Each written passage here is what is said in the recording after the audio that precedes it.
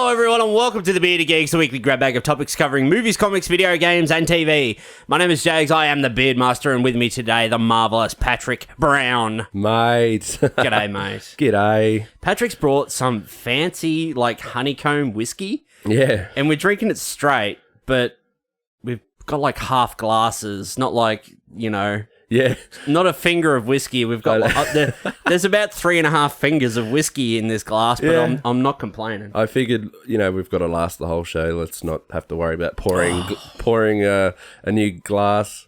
Let's just That's good. top it right up. Yeah, it's really good, isn't That's it? a fucking good drop. It's really, it's quite sweet, but it's It's like a honeycomb flavoured whiskey. It's fucking beautiful. Yeah, really good. I don't know love what it's called, but I'm going to find out. 'Cause I'm a big sweets man, you know that. Oh, I know. And so when I found this, I was like, oh, Bobby, thanks to Bobby for that too. He's the one who mentioned, so I can't take the credit. Bit of Mountain Bobby Baxter. Yeah. Patrick Brown, it's fair to say that here on the Bearded Geeks podcast, we've had a long history with the Terminator franchise. Is that fair to say? Yeah, we have. We've been around the ringer with the Terminator franchise. We've talked about it. We've gushed over it. Yep. We went and saw Terminator 2 in 3D, which was fantastic. Somebody made a passing comment that Terminator Genesis was better than The Terminator. And I was just like, what? Oh, no. Hang on. I don't even know what I was thinking. Held over him for months. I think I know why. I think it's because I was really hoping for a comeback, and then it just, in my mind, back in my mind, my gut feeling was, oh, nah, it wasn't that good. But then I'm kind of like... In the back of your mind, gut feeling. It was quite fresh. We just walked out of the cinema. It's like I wanted the Terminator back, And I was just in my head, I don't know, it confused me. And then, but after such a long time, I think that there's hands down, the first one's just the best. So after that, we decided that we needed to have a long discussion about it. So we did our Terminator special where we watched Terminator Genesis and we spoke about the franchise and the previous film in the franchise. It was a pretty good episode. I listened to it again last week. Yeah. But now, Patrick Brown, Terminator Dark Fate. We've spoken about this in the lead up to it. Yep. You and I, me Julie, my sister, her fella, we all went last week. And we watched it. I said to you that I'm going to go with you. Yeah. I don't care. I think it's just going to be fine. It's going to be a solid medium. But I just want to see the look of disappointment on your face when the credits start to roll. I was so excited, wasn't I, when I went, because I had my hopes up. And then we all went, and today we're going to talk about what happened.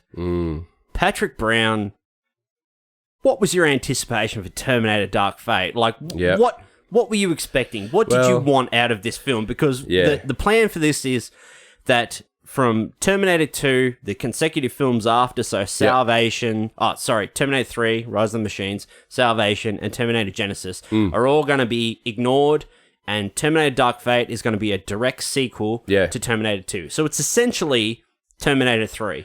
What was your expectations? Linda Hamilton's coming back. Yep. Arnie's coming back. We've got some fresh, new-looking, funky kids in the movie. Looking pretty good. Mackenzie Davis is great. I'm a big fan. What were your expectations? That was probably a big part of the build-up for me, and why I was kind of one of the ones that was pretty excited for this. I know a lot of people weren't. It was just kind of flat-lined for a lot of people, just kind of like, but I don't know. For me, over time, it just kept getting to me, and I was like, this is probably it. This is it. Because you're a massive Terminator fan. Oh, huge. You're a massive Arnie fan. And I'm quite passionate about them. I just think that because the first two are so solid, that I really was hoping for a third that could just make them, just perfect trilogy kind of. Could not necessarily better, but just match the quality, fit in to those first two. And I think the third one just slot in there nicely. Exactly. And I was just really hanging out for that. What's it been, 30 years or something since, and We've had a good Terminator movie. and I was like, this has surely got to be it. And the build-up was, Linda Hamilton coming back. I was like, that's it. It's got to be good if she's in it. Because she turned down a lot of the others. A lot of the...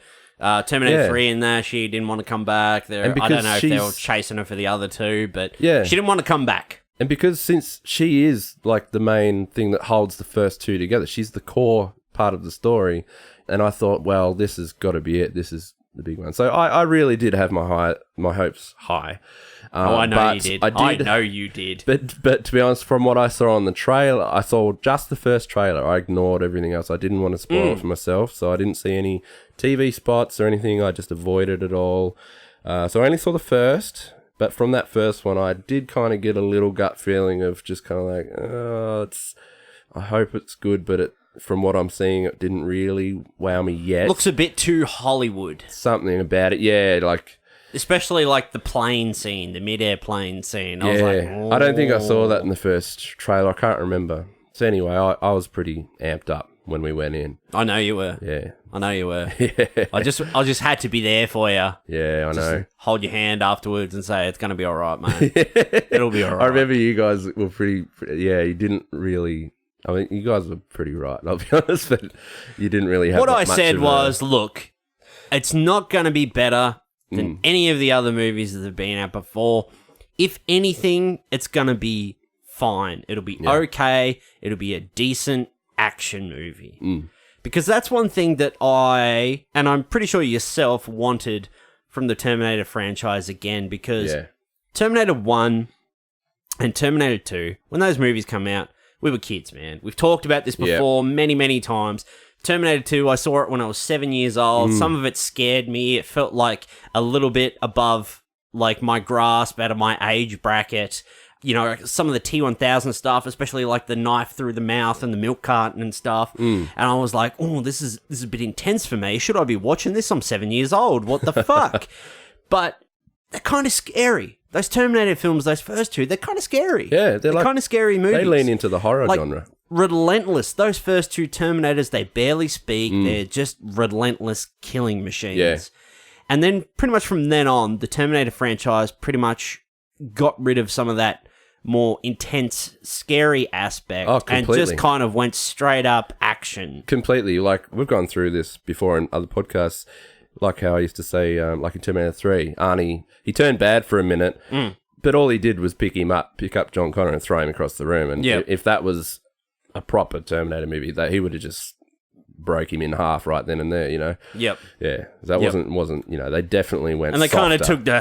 kind of taken the mickey out of the franchise in that third one where Arnie pulls the glasses out of the jacket and they're like the starry, like Elton John kind of sunglasses and stuff. They started and to go away, silly and you're stupid, like, didn't they? Kind of the jokes didn't work. Throw that away. But that's one thing that I wanted from this film. I probably knew I wouldn't get it, but I know that's what the Terminator franchise is lacking. The raw edginess. It needed to go back to the basics. Very simple premise, but it needs to be scary again. It needs to be intense because they're just too action oriented. Exactly. Like the biggest action scene in Terminator 2 was probably the chase on the bike where the T-1000's chasing, or, you know, it's not really a fight scene or anything like that, but when Arnie's taking out all the cop cars and that with the minigun, and then you get the Terminator chasing them in the truck when he's flying the helicopter. I mean, they're the biggest action scenes, and they're just essentially car chases. And they work. They're not... I don't consider them over the top because they are basically, like they're just like a cop chase. Like if you see on CCTV footage or whatever they call them, you know, the drone footage of cop chases in real life, you know, they're just a bit more, you know, they're cinematic and it works. But when you do stuff a bit more, crazy. Like in this, for example. They start to lean in the Fast and Furious genre, then, you know, that's a bit too over the top. It gets too over the top. It did that in this, And we're going full spoilers right now, aren't we? Well, let's do soft spoilers in the beginning, but I'm just looking you dead in the eyes right now. I'm like, you know the bit. We'll save that bit for later. We'll go in depth on that a bit later. I definitely want to cover all that, But let's just start from the beginning. We goes to the movies, right? We get ourselves some sweets, we get some lollies, and we get like a bottle of Coke and stuff. I think I get an energy drink, and I sit down, and as the movie starts to play, and I'm watching it, and like the start goes on, and then like the time dilation sphere appears in the sky above the bridge, and boom, out falls Mackenzie Davis, all naked. And she falls like down this bridge. It like appears under this bridge. Oh, yeah. And she falls and she hits like it's like falling out of the ugly tree and hitting every branch on the way down, except she's falling the bridge and hitting every beam and girder and that on the way down. You're like, what the fuck? Yeah. So Mackenzie Davis turns up, like they kind of play it that we don't know like who's good, who's bad. They kind of play it. She's a bit edgier and stuff. She's like stealing people's clothes and that, but it's pretty much no different than Kyle Reese in the first movie. Yeah. But we all know who the bad guy in that is from the trailers and stuff. So Mackenzie Davis essentially turns up. Well, we can't really talk about the plot without spoiling it, can we? Pretty much. There's lots. It's pretty much a carbon copy plot of Terminator 2. Yeah. And look, this is one of the faults I had with the movie, was it did just feel like a retread. I've been there, done that. Trying to do a modern day version of a movie that's already happened. So a lot of people are equating this movie to kind of The Force Awakens. They try to Force Awakens it a bit. Yep. So let's have some of the old guard come back, and then we'll bring in some new younger characters. To hand it off to the younger crew. Yeah, to hand it off to the younger ones, maybe. To ultimately get another 10 years worth with the new crew. Or another couple of movies and that out of it with not like the new crew and stuff. You know what? Fuck it. Nobody has seen this movie. This movie had an $185 million budget. I've only had a few sips of that whiskey, but I'm already tripping. $185 million budget. Let's just talk about the box office real quick. It's been out for just over a week. I think I checked it this morning. It's made like $130 million.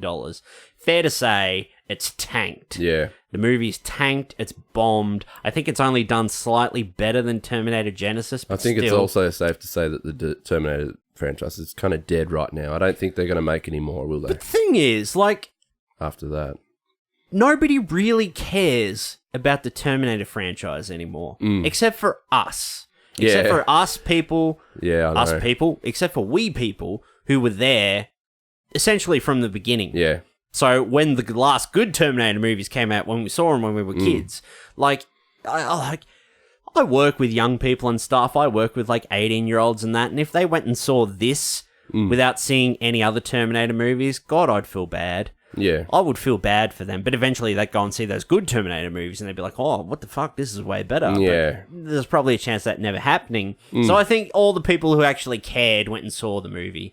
And I think the box office kind of equates that, like, nobody really cares about this franchise anymore. I think it's like flogging a dead horse. Flogging a dead horse, Jesus. Because they've done it too much.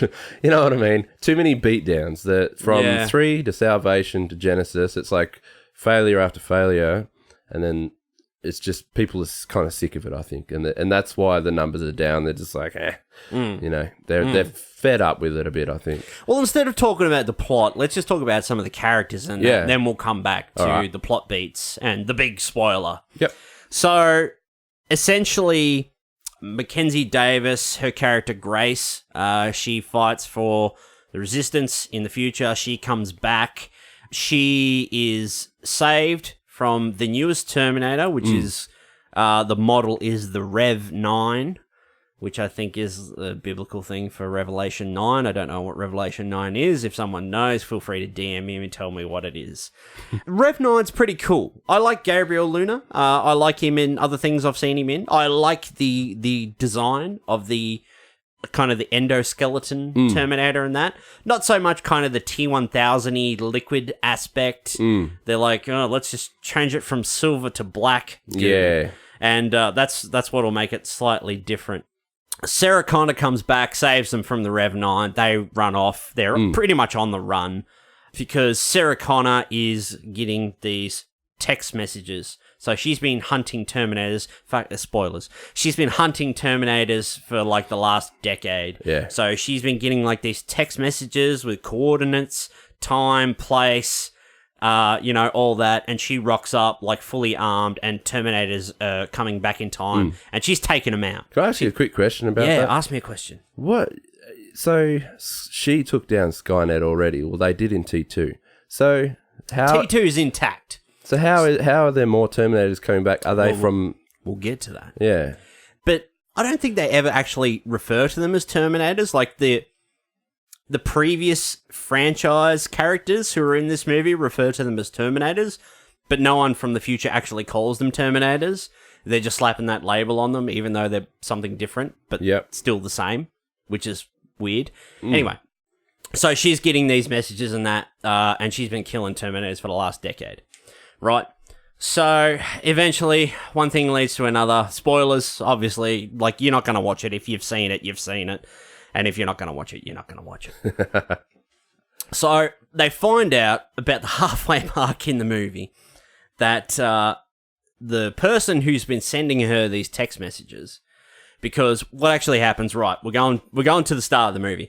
Right at the beginning of the movie, you're either going to think this is the ballsiest thing that they've done in a Terminator movie, or you're going to think it's an absolute disrespect, spit in the face, kick in the balls to the previous Terminator installments, which are Terminator and Terminator 2 Judgment Day, that you've ever seen. Because the movie starts with CG de-aged Linda Hamilton. She's de-aged. She looks like she did in Terminator 2. It looks really good, but there's one or two moments where she kind of leans down and her hair doesn't fall correctly. It doesn't have the weight of hair. Did notice that. Has that airy falling look, and you're like, boom, didn't get that right just there. Anyway, so you've got de-aged Linda Hamilton. You've got de-aged John Connor. You've got, I think I mentioned this before, they hired a young kid actor to de-age, do a John Connor de-age. He's just chatting someone up at the bar. Yeah, he's buying some fucking lemonades. Pretty funny, really. They're buying some fucking lemonades or some shit like that, and they're at the beach. Then all of a sudden, dum-dum, here comes Arnie, T-800, with a shotgun, walks up the stairs, and John Connor turns around and point blank shoots John Connor in the stomach with this shotgun and fucking kills him. Yeah. Like, this is in the first 5 minutes of the movie. And just makes sure as well he does a second round. And then he shoots him again. In the chest. And then she tries to fight him or stop him or whatever. Shoots him in the back. Shoots him in the back and he turns around and walks off. That's the end. Dum. But when that happened, when he got shot, I just clapped my hands over my mouth and laughed because... I know, I was like, what the fuck? In that second, I was just like... That is the ballsiest fucking thing for anyone to do in this movie, to just kill John Connor in the first 5 minutes. That was the biggest what the fuck moment, I reckon, in my life. And I like turned and looked at you, and you're just like, what the fuck? I know. And I'm just like, in my head, I'm like, that's it. From now on, the movie's all downhill for him right now. It's just like, he's had enough. And you know what? It pretty much was. That was it. They started off and they ruined it. It said a lot to me, that did. Doing that, I didn't see ballsy at all. I just saw they're trying to pass it off, like do an easy way out, as in like, we're just going to put the old story to rest and then we're like doing something. We're going to do exactly the same thing, but call it something fresh. Different. Yeah, and I was just like, that is just a crock of shit. So John Connor's killed. He's killed for good. And Sarah Connor's been pissed. She's been hunting down Terminators for the last 10 years. But all the text messages she's been getting with the coordinates and that, and at the end of the messages, they all say, for John. And straight away, I'm like, that's the T-800 Arnold that killed him. Straight away, I knew it. So at about the halfway mark in the movie, we find out, because...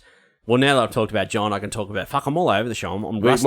I'm rusty as fuck. If you talked about John, we may as well cover the right, so spoilers. Mackenzie Davis comes back in time. She saves this young girl. Her name's... Is it Danny? Danny, yeah. Danny. And Sarah's onto her. She's just like... You're bloody, it's your womb that's important. You're going to be, your kid's going to be the future of the resistance or whatever. And she's quizzing Grace about the future and shit. She's like, but we stopped Skynet. What happens to Skynet? She's like, Skynet? What the fuck's Skynet? Yeah. What the fuck are Terminators? She's like, there's this other program called Legion that's come and has built all these machines which look exactly like fucking Terminators. I know. And they send them back in time. They have the same technology and shit. I was like, oh my God. We stopped Skynet and that, but the human race and singularities, AI and that, it eventually just happened, but in a different way, and was called something different. It's not even different. That's not even different. It's exactly the same. It's the same fucking thing, different name. It's exactly right. They've just fucking repackaged it, slapped a new label on it. That's one thing I was going to say is, like, if you're going to do this, like, like, I'm quoting ballsy move, then, like, you've got a chance to redesign, maybe come up with a new kind of story that's not, you don't have to follow. Yeah. And they had such a good chance to just, you could still call it Terminator, but you could call new designs. Like, do a new design, a new look that would maybe, like, is quite different, separate them enough, and then do it, you know, something cool. Maybe do it cooler. You know? But they didn't. They just went, no, let's just make him black. Let's just let's make the goo black. Like, instead of silver, let's make him black. Yeah, as in even the metal frame. Let's make it all just black with red eyes. Let's make it matte black. Yeah. Because that's black and red eyes go well together. Kind of reminded me of Ghost Rider, that bad Ghost Rider movie where he's like, the burnt Gabriel rubber. Luna actually played Ghost Rider in Agents of S.H.I.E.L.D. too, yeah. Yeah, he played he played the Robbie Reyes Ghost Rider. Yeah, but they didn't really try hard on the design, did they? So what we find out is that, you know, they're playing it up, like, because Sarah Connor essentially doesn't matter anymore. No one knows who she is. No one from the future knows who she is. Yeah. The only one who knows who she is Arnold, the T-800. So she's just essentially tagging along on this story because that's what she does. She just kills Terminators and that now. John's dead. She tries to avenge him and kill every Terminator she can that comes back in time. But Mackenzie Davis, she is a fighter for the Resistance against the Legion in the future, but she's been augmented. So not too different like Marcus Wright from Terminator Salvation, except she's got like this fucking metal underskin, and she can like heal and stuff. Something. But it's essentially like fucking Crank. So she can perform at 110% capacity against the Terminator and that, but afterwards, like, her body starts to crash and she needs, like, medication or food and that to, like, keep her going. She needs, like, meds. She needs to essentially get roided up to, like, keep going because she says in the movie that the upgrades that they came up with, the augmentations, she's designed to only fight the Terminators in short bursts. So she's essentially designed to fight a Terminator and take it out quickly, and then, because the recovery time afterwards is fucked up. So she can, it's kind of like Evangelion, where they fucking eject the power cords and they've only got like a minute battery, and then they're like, and then they run out of power. There's a fucking 90s anime reference for people out there. Getting to the we're breezing over the plot here, but we'll come back to it all. We get to the halfway mark. They find out they need help. They go to this address. They find the T-800. They find currently old Arnold because he's aged, because he's been living. Patty's shaking his head. He's been living in the present ever since he come back, and he's got a life now. He has a family. What's his name? His name is Carl. Coral. It's Carl. He has a wife and a stepson. It's not physical though, because there's this great line about when your wife realized that you weigh 400 pounds. He's like, our relationship is not physical. I'm just there for her emotionally and shit. It's just like, it's pretty good. But yeah, and then they get his help, and then there's planes and dams and whatever, and fight scenes and shit. But, yeah. Look, that was interesting, that take, you know, but it's not the direction I would have went. Here's my pull on the whole Terminator thing, the whole Arnie thing. Yeah. Because they can't decide how to do these Terminator films without having Arnie or moving away from the base plot for like the first two movies. They're like, how the fuck do we do this? No one's figured out a way. Like, just sit down and like try to do something different, but you just keep doing the same stuff over and over again. Anyway, what they did with Arnold in this movie, like the deeper concept, I really liked. So what happens to a machine that is programmed for a sole mission to assassinate a child who's going to be the leader of the Resistance in the future, and then he does that, he accomplishes his mission, and then afterwards, what does he do? Where does he go? Like, does he just walk to the bottom of the ocean and just sit there for 120 years until his power cell dies? Like, what's the programming for a Terminator after their mission is complete? Like, do they just shut down and that? But in this film, what they did is, after he murders John, he turns around and walks off. And then the backstory he gives, he says, like, 6 months after I killed John, I met, like, his wife or whatever, her ex-husband was abusive or something like that, I think, and he helped her out, and he's kind of been with her ever since. But because Terminators are designed to learn from humans, the more I interact with humans, the more I learn. You know, my CPU is a neural net processor, a learning computer. You know, they do that whole thing. So he just essentially learns and tries to just slide into human society by just getting under the radar. That idea I like. Like, what does a Terminator do after it accomplishes its mission? I like that idea.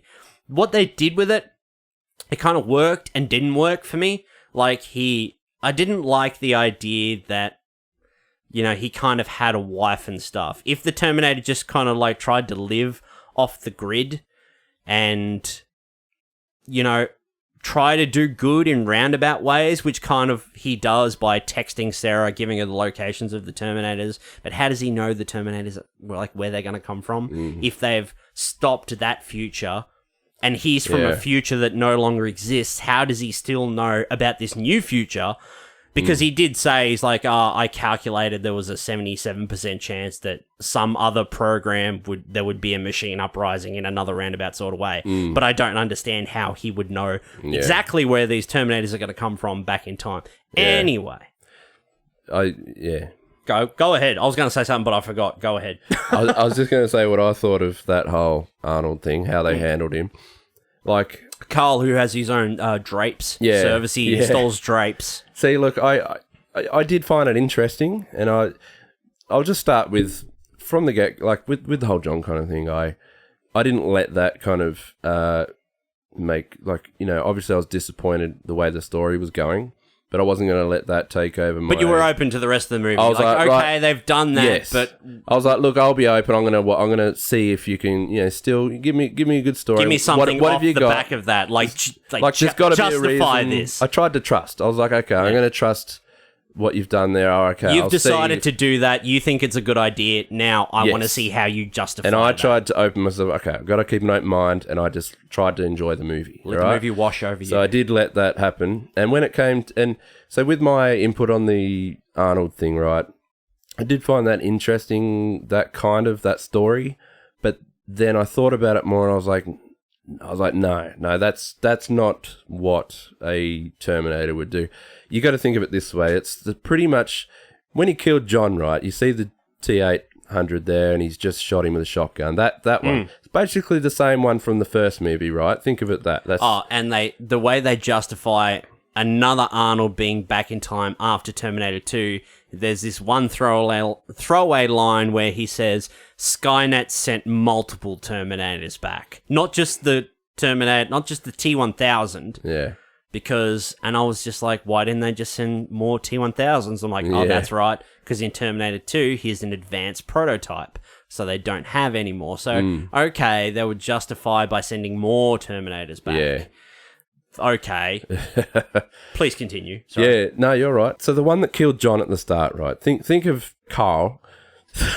He is basically the same. He was the same as Terminator 1 that tries to come after Sarah Connor. You know, he's murderous, no remorse. Yep. All that. He was that.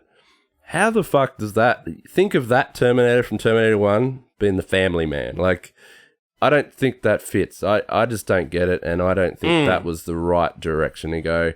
That's not what he would do. I thought of it, and I thought, if that was really... That Terminator from Terminator 1, if he's the same as that, what it would have done after it's got no purpose, no mission, it actually probably would have tried to make sure that Skynet is rebooted and back, you know, the future is locked in. To ensure the future, you know, because obviously it was taken down in T2.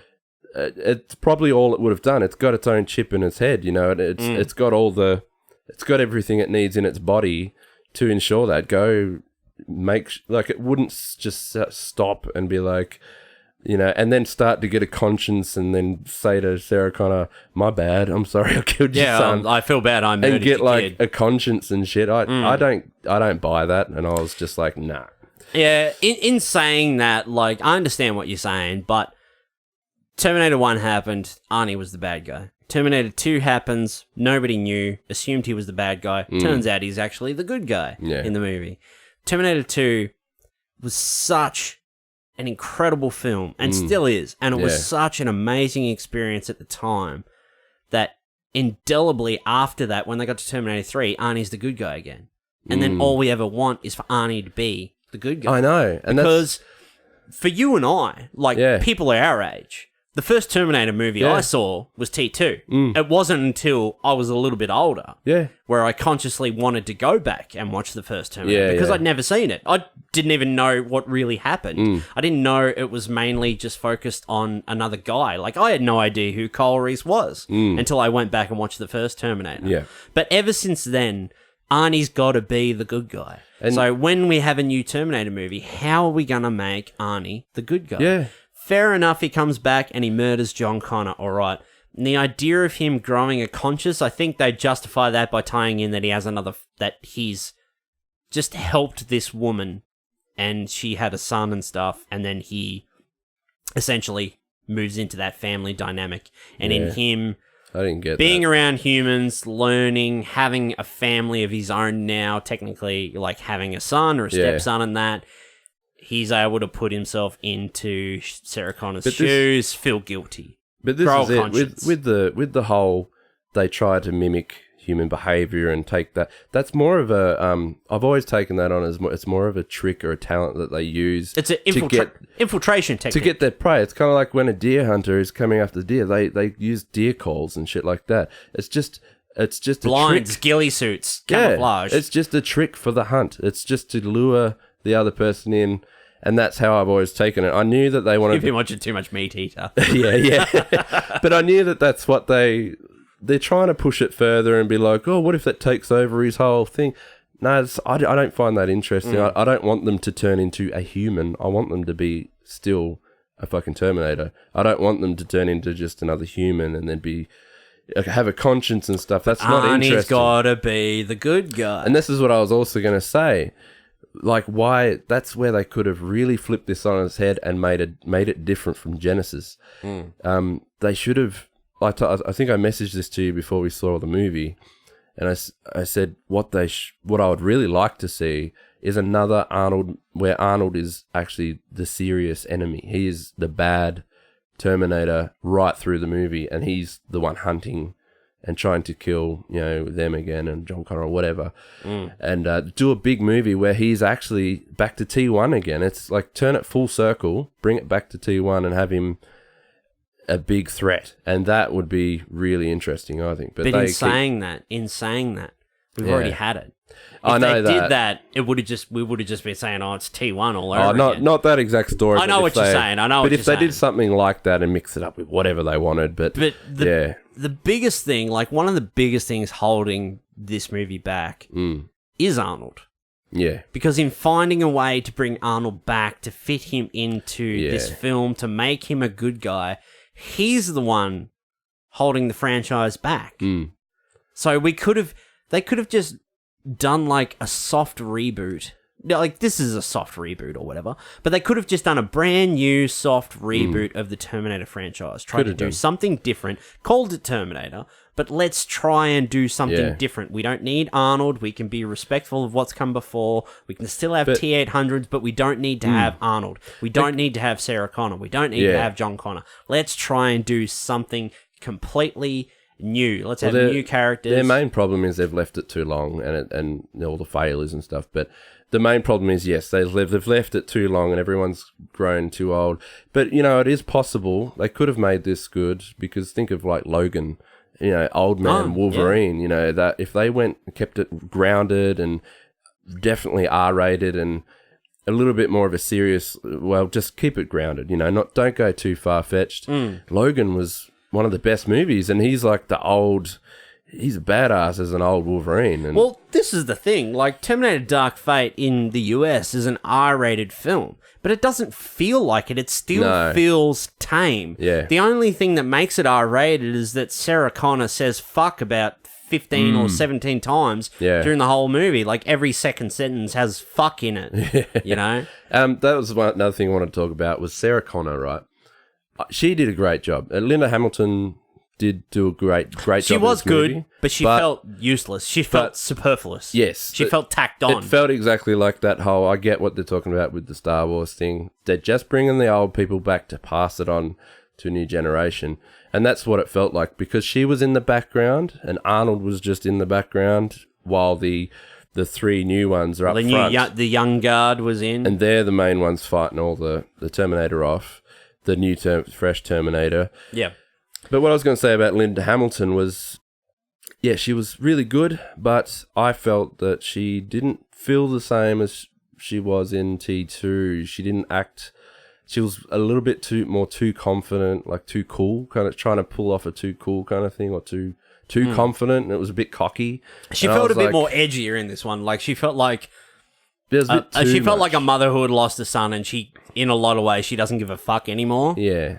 She was good at it, but I felt just a little too much where it was... She still feels enough like the same Sarah Connor, but like in that way where at the same time she doesn't care and she just runs into shit headlong. Like when she rocks up in the car and she gets out and shoots the shit out of Terminator and blows it up with a fucking rocket launcher and shit. I wanted to feel just a bit more emotion there with the whole John thing. I just wanted to feel a little bit more of that. There was enough, but I just wanted a bit more out of it to kind of feel that vengeful side of her come out a bit more. Yeah, but... Let's talk about Danny. Oh, yes. The hope for the future. Yep. Who is really, if you read the script, she is the most important character in the movie. She is the least interesting character in the movie as well. Yeah, she was. It was very bland. Because Sarah Connor's going on to her, you know, like I said before, it's like, it's not you, it's your womb that's important. You're going to be the mother of the savior of the future. And then Mackenzie Davis turns around later in the movie and she's like, you don't have the son or daughter who saves the future. You are the one who starts the new resistance and helps us fight back. You're Jane Connor. They even went as far as, like, Linda Hamilton said, you are John Connor. Like, you are John Connor. You are the new John Connor. Yeah. And I was like, oh, God. She's like, you're not the mother of John. You are John. She's like, you're not me. You're John. You know, you're the savior of the future. But she was the least interesting person in the movie. Honestly, at the beginning, like with her family and that, like her brother, I think he's like some Spanish pop singer or something like that. He worked at the car factory and stuff too. I thought he was more interesting than her. Yeah. And he was only in like the first 15 minutes and then he got killed. You know what they... That's not a sexist thing, by the way. It's just a script thing. I think like, the way they went wrong with her... He was more charismatic. Yeah. The way they went wrong with her was it's trying to squeeze too much of her into one movie, and I think from the get-go she's just not the right cast, or she didn't pull it off, I don't think. But what did you turns like? Them over. I'll tell you what I liked. I honestly think the best thing in the movie, the best character, the most interesting character was Grace, Mackenzie Davis' character. She was awesome. She looked the part. She looked tough. She was a badass. Like, I like the idea of the augmentations, like in the future. You're like, how'd they do that? You're just like, well, this is a different future. They probably got that technology, you know? Like I've said before, like I've talked about Mackenzie Davis on other occasions, not Terminator related, and I really like her. I think she's a great actress. I think she can pretty much do anything, and this movie goes a long way to proving that as well. Like, she can do an action film. She looks great. She looks the part. She's good. She holds her own against Arnie. She holds her own against Linda Hamilton, like in scenes, like Terminator royalty, essentially. She holds her own, and in a lot of ways upstages them. Yeah, she was good. She was good cast for that role. I thought Gabriel Luna was pretty cool. He felt a little more human when he was interacting with other humans and stuff. My only thing with him was when I first saw that he was cast as the other Terminator, I did get a little bit of that Robert Patrick vibe with the way he was kind of... He's quite serious. He has the walk. He does pull it off. He pulls it off really well, actually. But my first reaction was his face was really he kind of has a real, what do you call it? A nice person face. That's the point, though. That's the point. Yeah, Terminators, they're infiltrators. They're meant to get in. They're not meant to be noticed. I know that, yeah, but like that was my first thing. I was like, you are so superficial. I think I'm just too used to what they did with T-1000. He had a real he pulled off a real cool, serious look.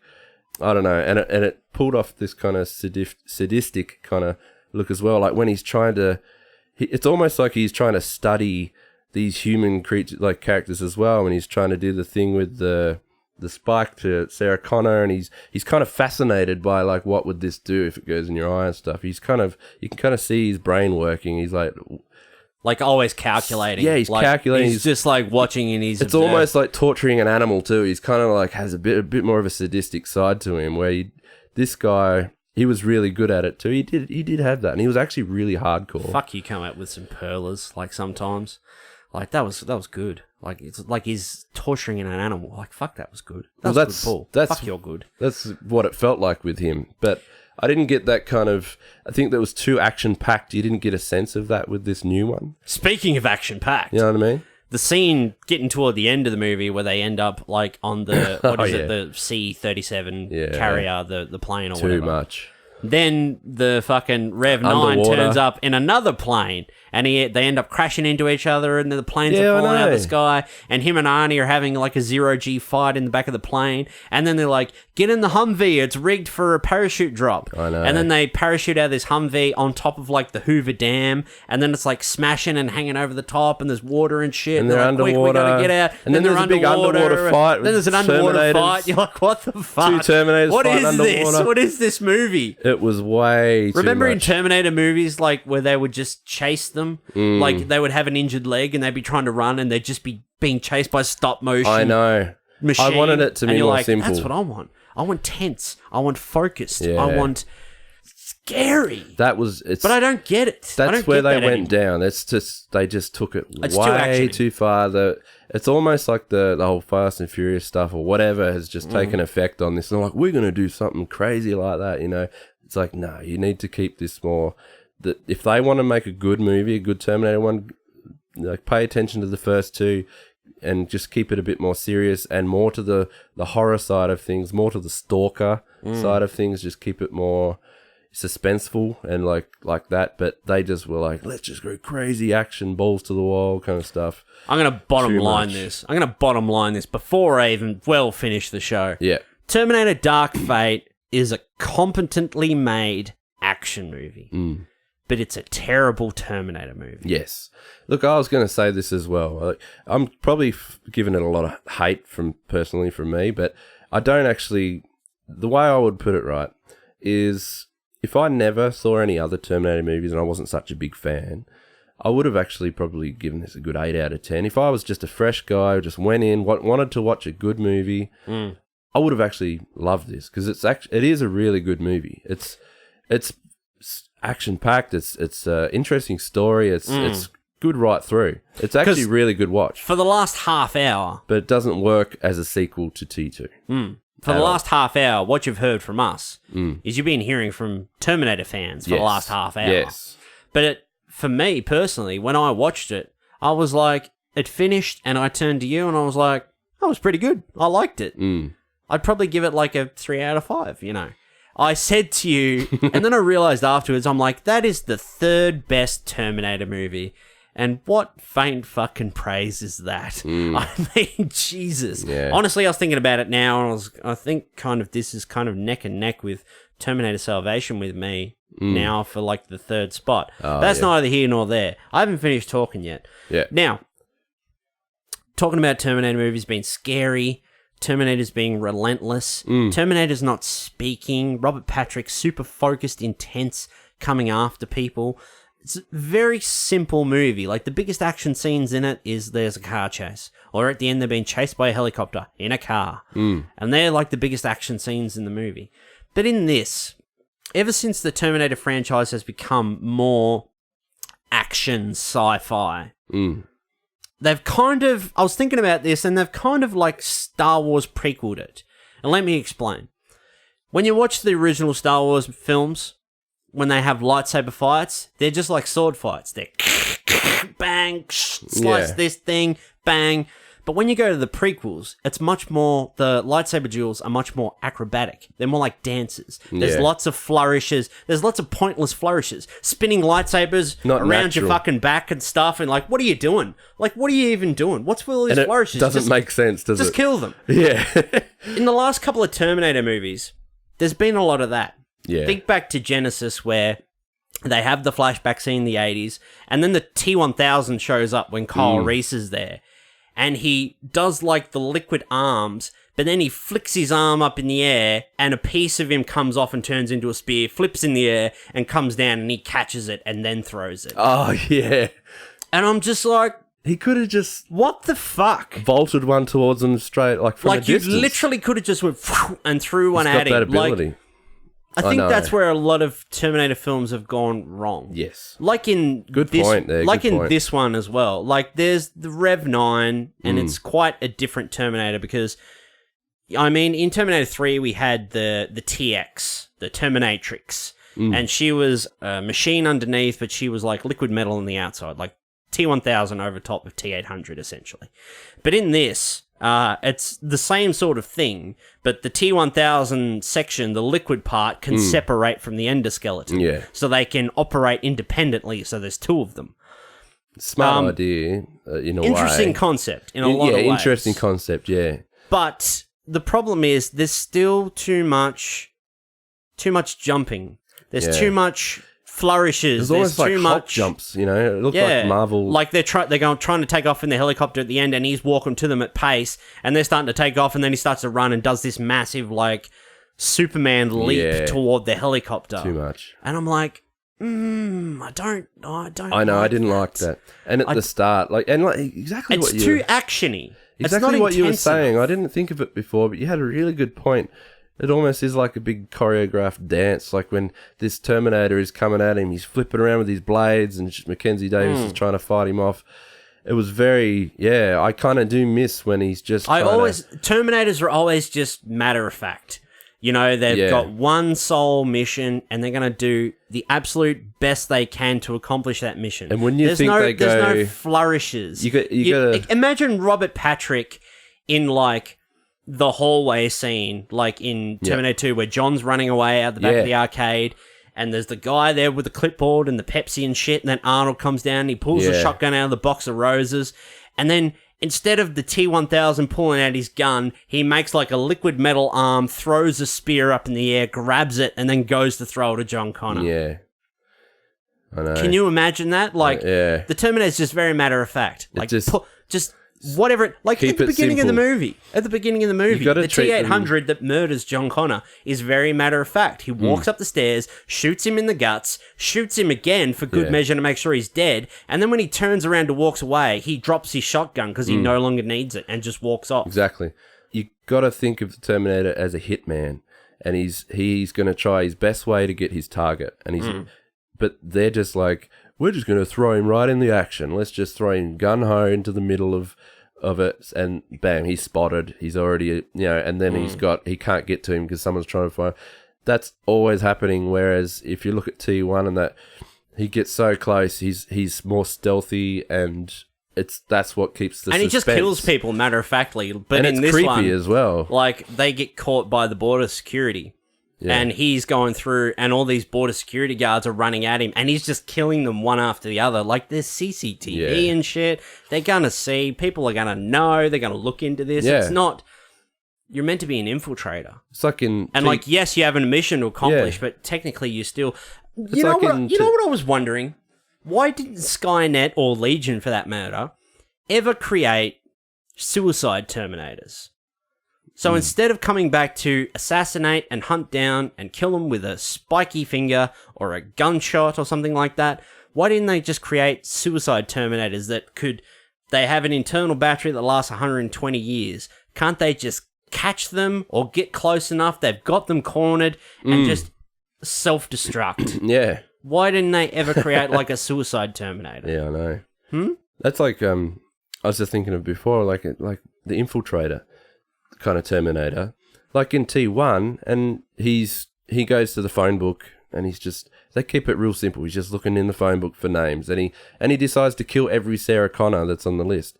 before he gets, just to make sure, you know, and it's like that, you know. And in T2, they turn up to the house. He's trying to track down. He's a little his target. more technical. He's taking the form of a cop, and he looks at the police database and the disguises and stuff. He's like trying to, you know, it's very much like that. I know they did that in this, but in this one, he's more advanced. He can just hook into fucking databases, and he can see through every fucking camera. And wouldn't you all think he'd plan it a bit more and like wait till she's completely alone? You know, but that's the thing, though. Like, in saying that, you know, the jumping in this movie or the flourishes and all that stuff, you know, yes, we would like to see more of those two films that we love so much. Yeah. But those films are, we've said it before about movies and remakes and stuff, those films are always going to be there.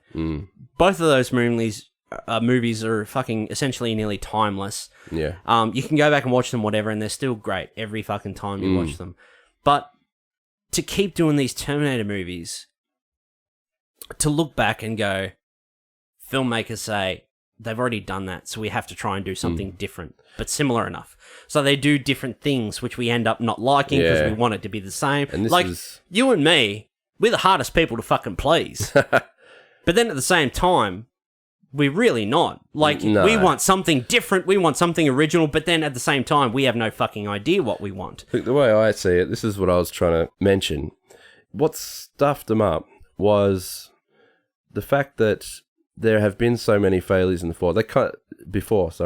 What James Cameron has done, because he chose this storyline. I saw an interview. Apparently, it was his idea to kill John Connor. He was like, "Wouldn't it be interesting if we just killed John Connor?" Like, anyway, do whatever. That's my input. I'm going to keep making my 6 Avatar movies. So what I mean is, like, so what he's done is he's not letting this be a good sequel to T2. He's not really honoring it. What James Cameron is doing, he's kind of been a bit more selfish in the way of like, I just want to make an entertaining movie. I think this would be an interesting story. He's not thinking of like another sequel that's going to just be respectful to the other ones. He just wanted an interesting. I think this would be interesting to get. That's probably true as well. He's kind of selfish, like, because he's bored of how it's all gone. Like a little in like a selfish, pretentious kind of way. Like, I already made these 2 fucking great movies. Just look at the box office, look at the reviews, listen to anyone you talk to on the street. They fucking love those movies. Yeah, you're not going to touch mine with a 10-foot fucking pole. Basically, what he's done is he's sick of the John Connor story, and he wanted to put it to bed, and that is the wrong way to go, because if he really wanted to make a good sequel to the others, he would have kept it and actually honoured it properly. Like, even though it's been done before, and if he was like, I'm going to ignore all the others, he shouldn't have let the others taint this one. Like, they have, because he's just like, everyone's like, been there, done that. I get that, but it can still be done. It's possible.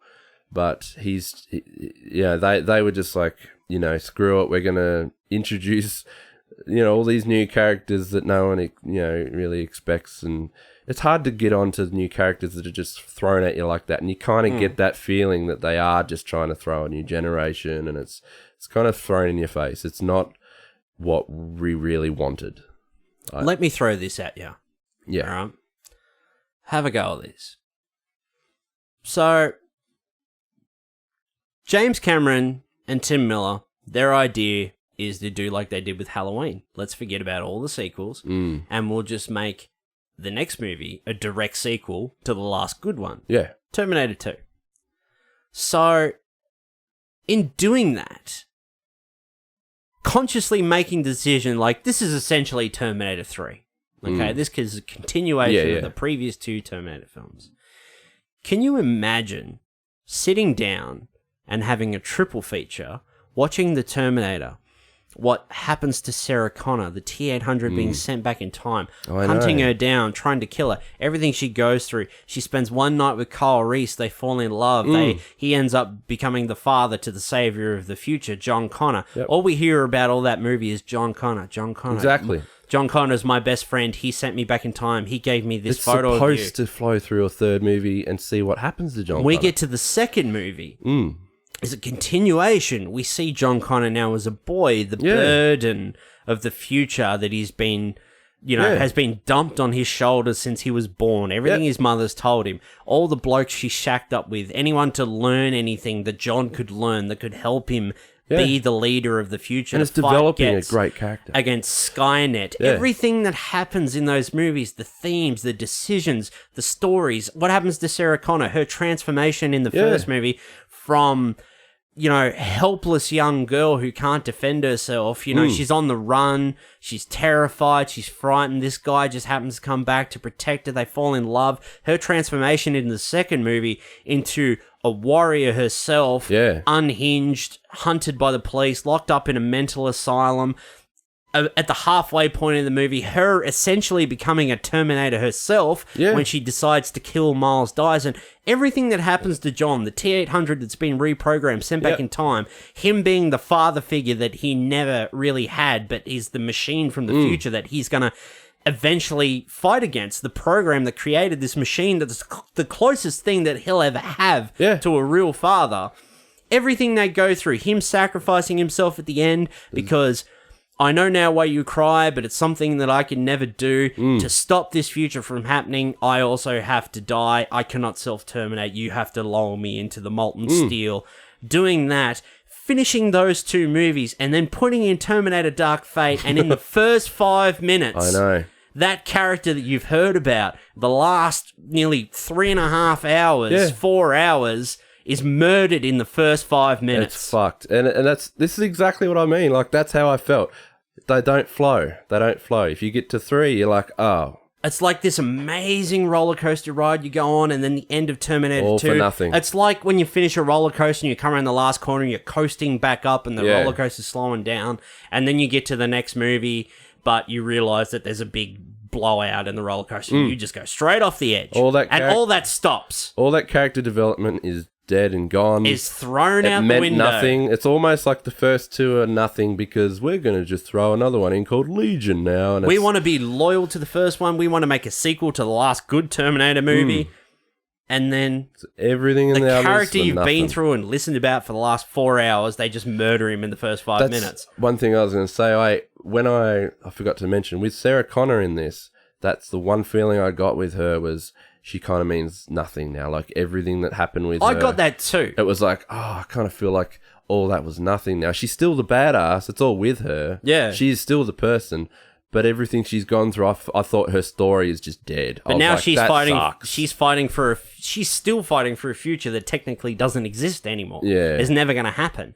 And, she was always... She's going to be the mother of the future savior. And then she... ends up saving the future savior in the second movie, everything they go through. And then in them stopping that future and a different one now happening, she, in a way, becomes irrelevant. Exactly. And she's pointless. Like, they're talking to her, like Mackenzie Davis' Grace is talking to her, like, I'm sorry, who are you? Yeah. She's like, I'm Sarah Connor. Like, the mother of John Connor. She's like, who? Skynet? Ring any bells? She's like, what the fuck's Skynet? I know.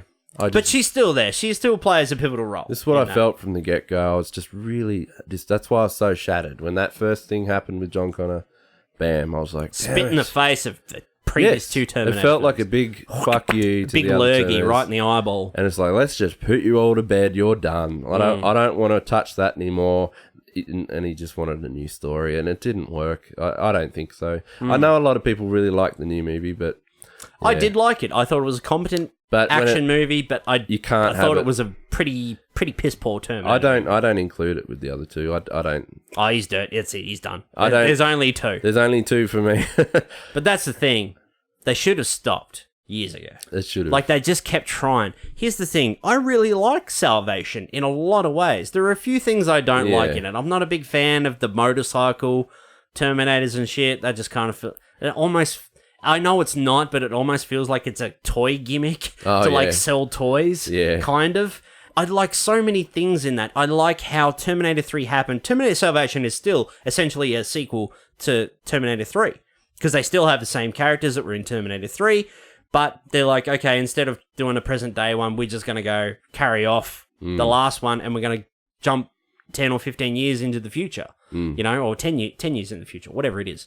And we're going to do after the Judgment Day. We're going to do the war against the machines. I thought that was a great idea. I thought that's the perfect idea.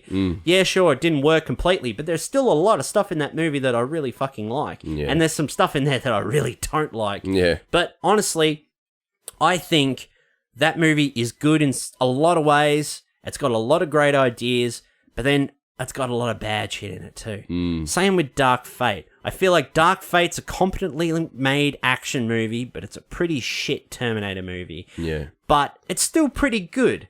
So on my rating scale, you know, it's in the third best spot of third best Terminator movie. I honestly feel like Salvation and Dark Fate are kind of neck and neck for me. I think it was more the kind of thing that's just like entertaining, whereas story-wise is a big failure. But if you watched it as just a movie, it's just entertaining. You know what I mean? Like, yeah, they keep it kind of entertaining. I got one more thing to talk about, but is there anything on your page and a half of notes you wrote down? Patty was so fucking wild about this, guys. Like, first few days after. The day after, he was so fucking wild. What did you send to me the next day? You're like, I think I had like 3 hours sleep last night. I had 3 hours sleep. This is after the cinema, so I went back home, went to sleep, and I was literally just laying in my bed until about 4:30 in the morning, and I could not stop thinking about it. Because you were so angry. Yeah, and it got to me really bad. I could not stop thinking, and I kept sitting in bed thinking, just go to sleep, stop it.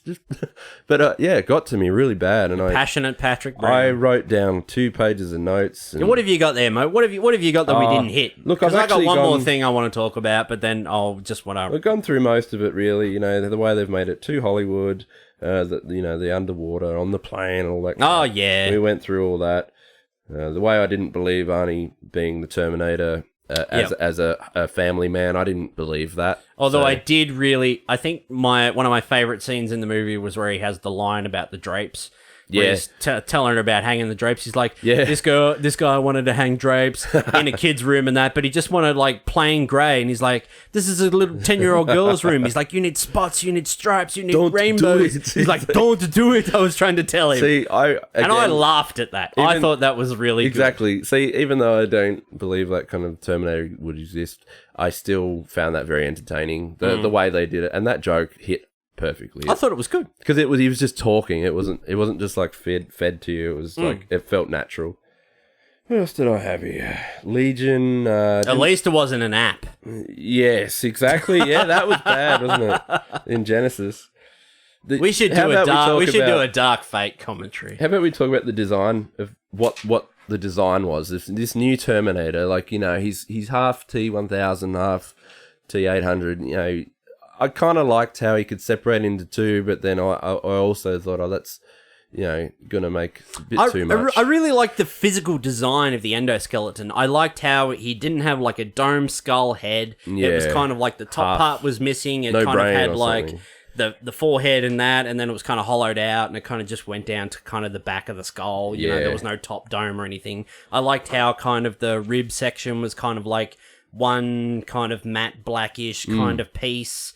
I've never really liked the T-800s where they've had like they have kind of like the under machine bits, like the ribs and stuff, but they have like the upside down Y metal piece in the front. I've never liked that. I've never liked that design. Yeah, it reminds me of like a car engine or something. Like, yeah. One thing I didn't like with the design of the new one was when they flashed to the future, I kind of didn't like how the Terminators are almost a bit too capable. Like, they have they're like tentacles and shit. Dr. Octopus tentacles coming out the back and stuff. But this is Skynet, mate. This is a Legion. This is something completely different. But this is where you, like you were talking about before, there's something a bit more. I like the simplified T-800 version where it's just a robot machines underneath with guns with flash over the top, and it's, you know, there is a chance to take it down. You know, you kind of feel like it just needs a bit more gunpowder. Maybe you could take it down. You know, you can take him down. Whereas this one, the scene at the begining with the beach and that though, and they all come out of the water, that was pretty cool. That was really cool. They were a bit CG. They had that bit of that weightlessness to it. Yeah, I don't think there was a single practical Terminator effect in this. It's just all CG. That is another thing.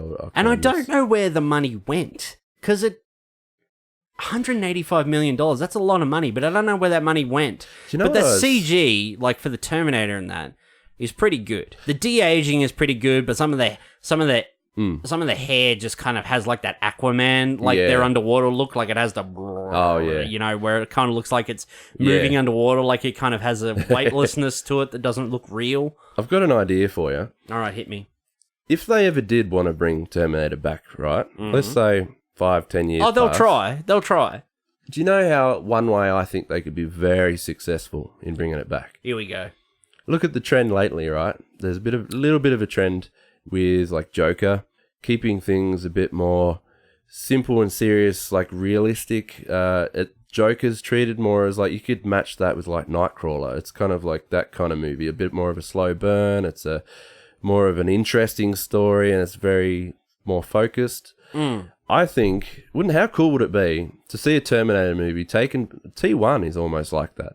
You know what I mean? It's more like a stalker horror genre. You know, almost. I've been saying that for years about Terminator. Everyone I bring it up to, I'm like, Terminator is almost a horror film. Like, no, it's not. Picture this. Fuck off, it is. If they brought out a new Terminator, right, a new one, 5 years from now or so, they brought out a new Terminator, but this one's more promoted. Like, they don't show much at all. It's shown as more of a, like a horror, like a, kind of think of Nightcrawler or something like that. Or it's a stalker movie. It's very simple. There's just Terminator trying to kill its target, and it's very simple, and it's just kind of creepy. It's, I don't know, like dark tones. How would you feel about that? Think of Joker, the way they did. Instead of doing a big Hollywood Batman movie, they went right down to just keeping it basic and doing a very simple, more personal story. Honestly? Can you imagine that if you saw that as a Terminator movie? Would you? Honestly? Yeah. No.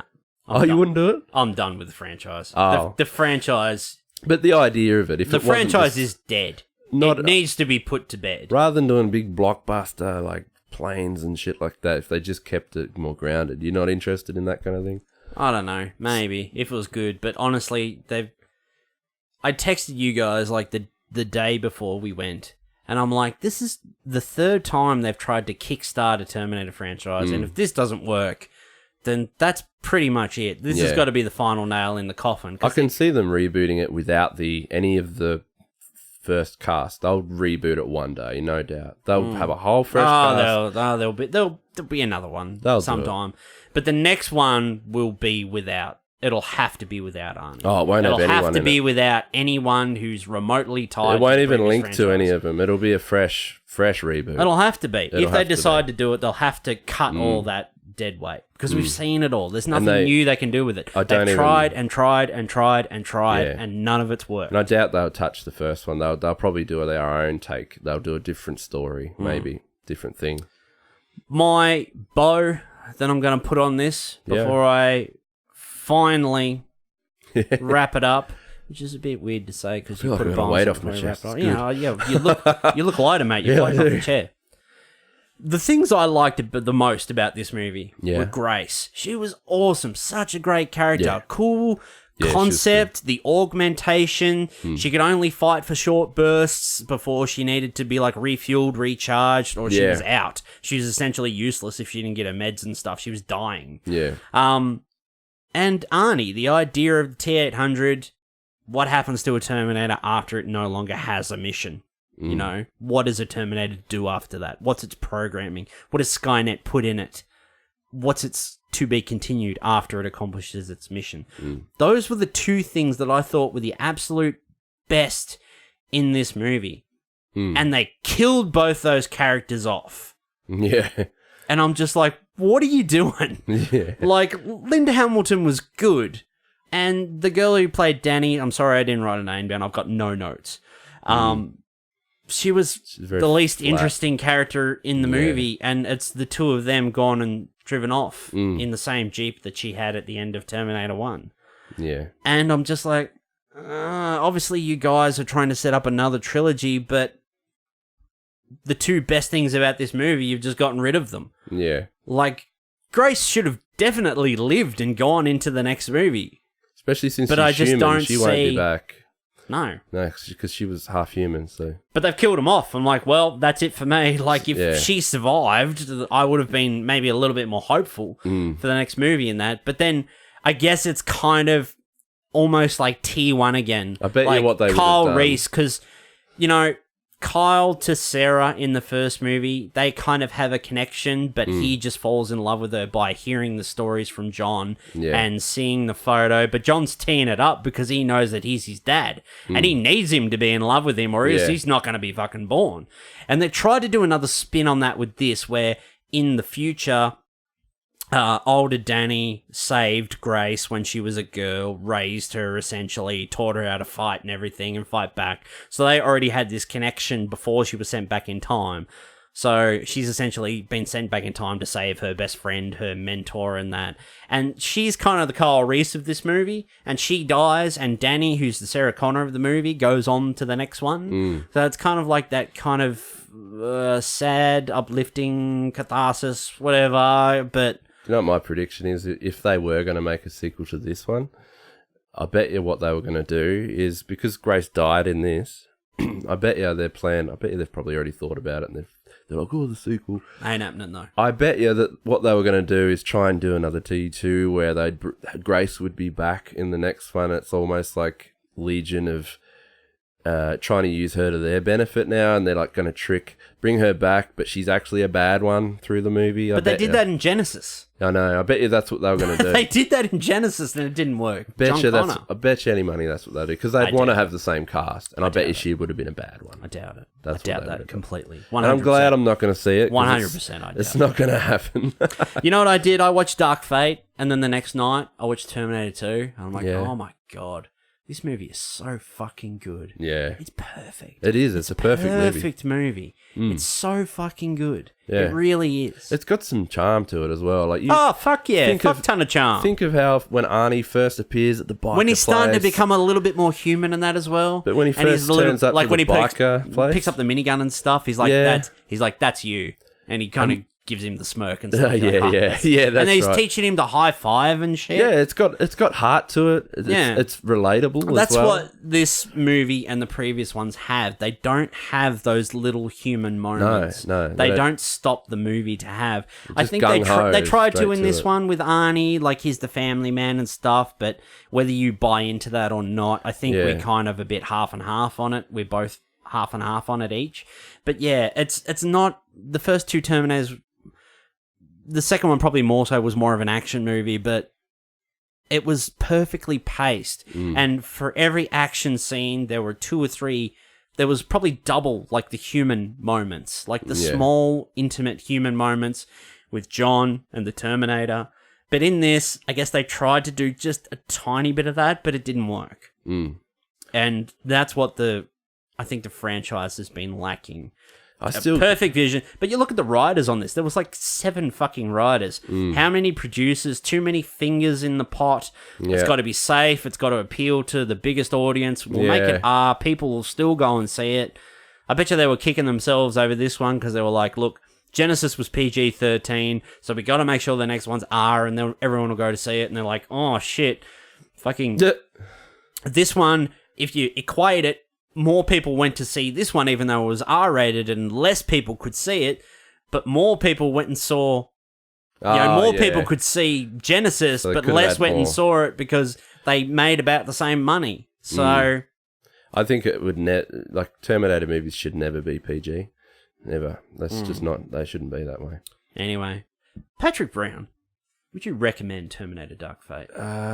Look, to anyone who listened to this start That to is finish? actually a hard question, because I would recommend it to anyone who's just in for a good movie, like just to watch something, and then if you're not a big fan. But if you're in it for the actual story and a continuation of the others, I wouldn't recommend it. I just think they failed on that part. What would you give it out of 5? Personally, I would give it... Oh, Jesus, that is hard. I haven't even thought about that. Like 4 for me, because... Out of 5? 5? No, 10. Sorry, so if it was out of 5... You give it a 2 out of 5. Like a 2 out of 5. 2 out of 5. Because look, I got to give him props for what I saw. I visually, it was good. Way over the top, so that takes a few points off, but it was still gripping, and the Terminator side of things was pretty edgy and entertaining. I'll admit it was good. Story-wise was the main thing that just screwed everything for me. Like the direction they went, and I gave it a chance, but still, and like I don't like the Carl thing and all that stuff. I just don't think that's not right. So yeah, probably a 2 out of 5 for me. I would recommend it if you just need something to watch. You want to watch like a pretty good action movie. Yeah, definitely watch it.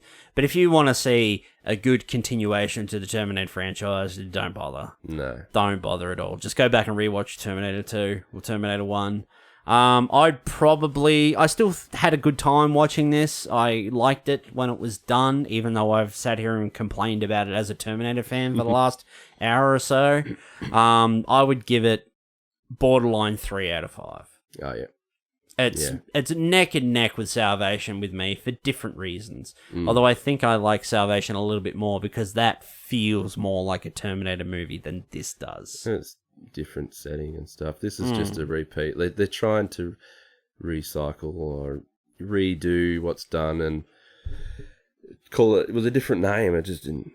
Again, I know I'm repeating myself. They're trying to Force Awakens it, because The Force Awakens is essentially Star Wars. They're trying to hit all those beats to make you remember what the Star Wars, what an original Star Wars movie felt like. And I know I'm repeating myself, but Arnold is one of the main parts of the franchise, right? And yes, it is great to see him back, but that's another part that I really didn't like, is what they did with him and just turning him into the family man. He's got a conscience and all that stuff. I just did not. I know I said it before, but like, if he is the one, we had that flashback where he killed John, he's obviously programmed to terminate, be bad. I cannot see that Terminator. It just doesn't make sense for him to let his technique of soaking in all these human abilities. I don't think it's right to let that take over his whole body enough for him to decide, okay, I'm now human. I'm just going to live a human life. I just don't like that. It's more of a trick. Like I said, it's supposed to be just a little trick of theirs to imitate people, to act human, put a smile on, whatever, not to let it take over their entire body so that they are. But he's lived with humans for so long. Yeah, but he would just eventually keep becoming more human. He's still programmed against the humans. He should have.